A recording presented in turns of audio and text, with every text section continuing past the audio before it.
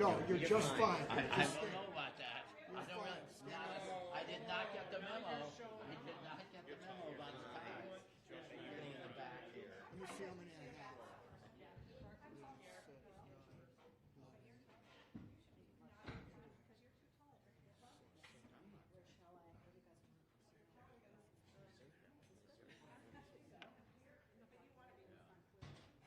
Folks ready? Is that working? Y'all ready to start? Yes, ready. All right. Good afternoon. My name's Mark Laredo. I'm the president of the Newton City Council. With me is the vice president of the City Council to my immediate left, David Kalis. And as you can see, I have many of my City Council colleagues here today. There are others, including Councilors Gentile, Leary, Greenberg, Danberg, and several others who could not be here today because of other commitments, but who stand firm with us in coming together. Let me be really clear why we're here and why we felt it was so important that we speak out this afternoon. City Council has a role in city government that does not involve direct oversight of the Newton Public Schools. Under state law, that's done by the school committee, and that's the job of the school committee to conduct negotiations. Nor do we have any power over money. We don't allocate money to the school system. That's the mayor's job. And of course, we have absolutely no authority over teachers or staff. That's the role of the superintendent and the principals. But as city councilors, as leaders in this community, as folks who are acutely aware of our budgetary needs, including the budgetary needs of other important city services, police, fire, trash collection, providing for our very young, our seniors, and our most vulnerable, we are acutely aware of the financial constraints that the city has, and that we do not have the power to just unilaterally increase taxes and fund important initiatives, including salaries. So I put that in context. And over the last week or so, we have collectively watched and we have put together several letters that were signed by virtually every city councilor on the city council. Something I can assure you is a pretty hard task. But we did that because we felt it was important to speak as one voice, and that voice was we need to be reasonable, we need to be fiscally sound, we need to compromise, we need to negotiate, and we need to get this resolved. And we have watched with increasing concern, I'm going to say grave concern, over the last week as our community seems to be torn apart. And this is not good for our teachers, this is not good for our staff, this is not good for families, this is not good for community members as a whole, and most importantly, the people that we care about most, our children, are suffering because they're not in school. And I want to be very clear about it. Our children are suffering because they are not in school.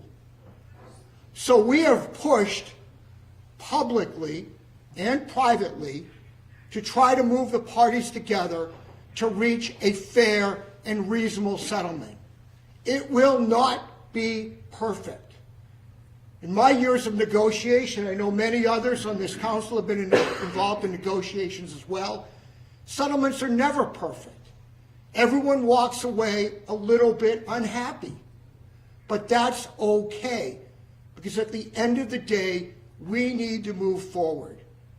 And we are coming together this afternoon because we believe that the time to move forward is now, today, not tonight, not tomorrow, not Thursday, not Friday, but now.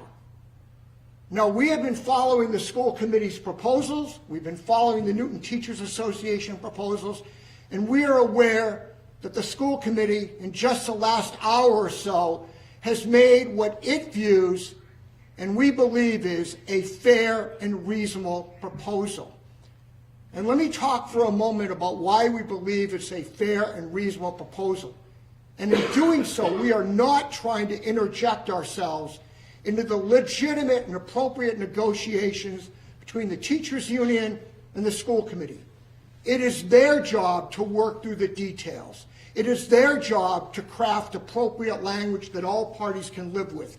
It's their job to work through the nuance of how much percentage increase is going to be attributable to particular years or when you might do that. It's their job to figure out, well, if you give more money to paraprofessionals, what does that do for other elements of the contract?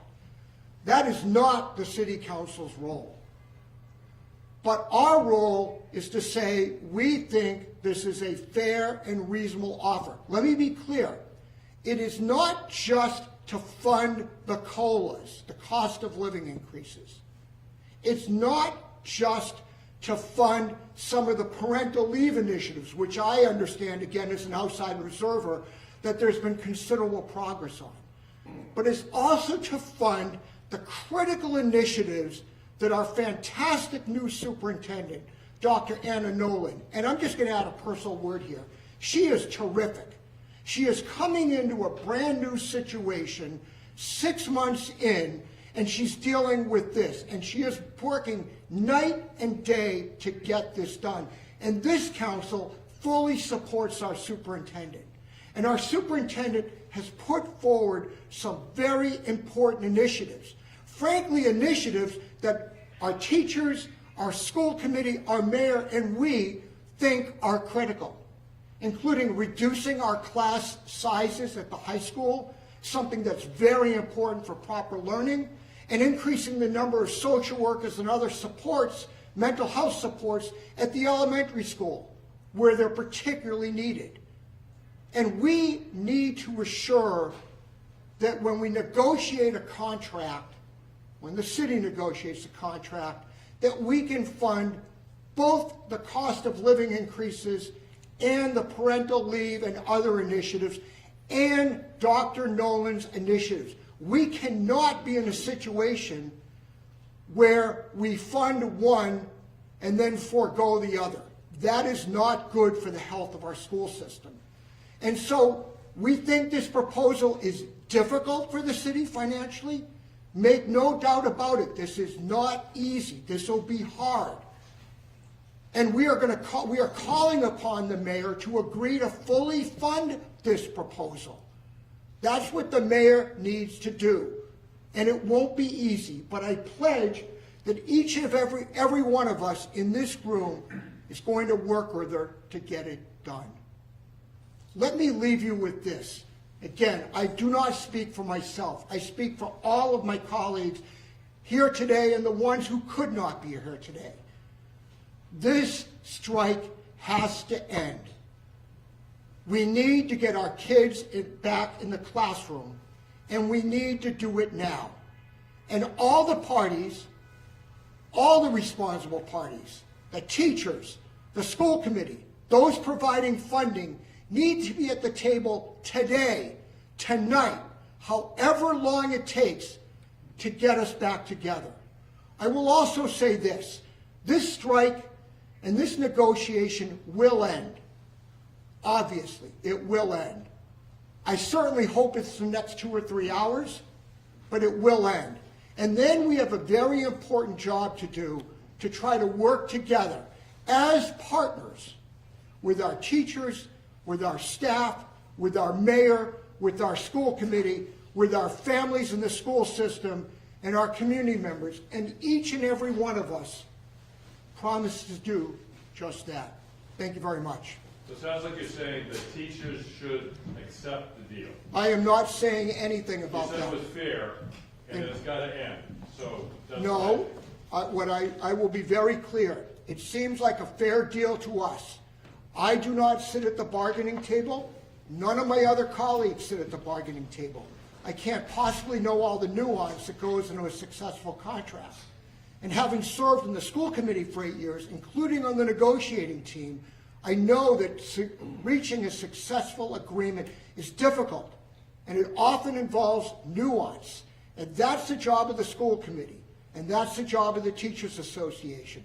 But they got to stay in the room together and work together to get this done now. If an override is needed to fund this, will each of you support that?